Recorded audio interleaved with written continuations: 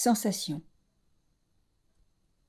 Par les soirs bleus d'été, j'irai dans les sentiers, picoté par les blés, fouler l'herbe menue. Rêveur, j'en sentirai la fraîcheur à mes pieds. Je laisserai le vent baigner ma tête nue. Je ne parlerai pas, je ne penserai rien. Mais l'amour infini me montera dans l'âme, et j'irai loin, bien loin comme un bohémien, par la nature, heureux comme avec une femme.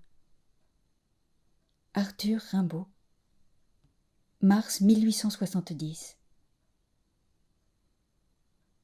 Le voyage d'Oregon.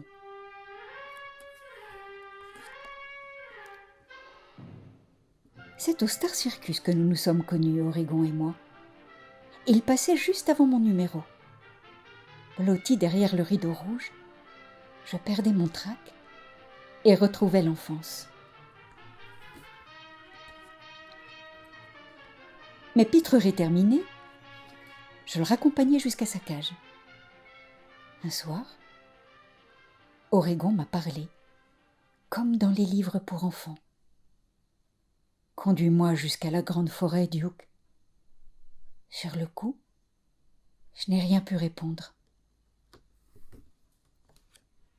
Mais, seul au fond de ma roulotte, j'ai su que sa place était parmi les siens, au fond d'une belle forêt d'épicéas. Qui sait, j'y rencontrerai peut-être Blanche-Neige. Un dernier tour de piste et nous sommes partis dans la nuit noire, sans bagages inutiles et sans clés qui déforment les poches. Je n'avais jamais été très fort en géographie, mais je me doutais que les grandes forêts, celles aux arbres gorgés de miel et aux rivières comme des viviers, ne se trouvaient pas à côté de la porte.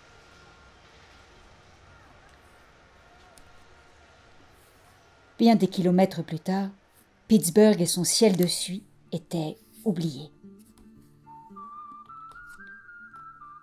Une nuit au Sioux Motel, 2 allées simples pour Chicago et 300 hamburgers avaient eu raison de mes économies. Mais peu m'importait. J'étais heureux de faire ce voyage avec Oregon. Moi qui, enfant, n'avais pas eu d'ours en peluche. Dès l'aube, on s'est fait prendre en stop par Spike. Il descendait jusqu'en Iowa, le garde-manger de l'Amérique.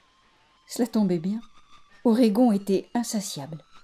« Pourquoi gardes-tu ce nez rouge et ce masque blanc ?» m'a demandé Spike.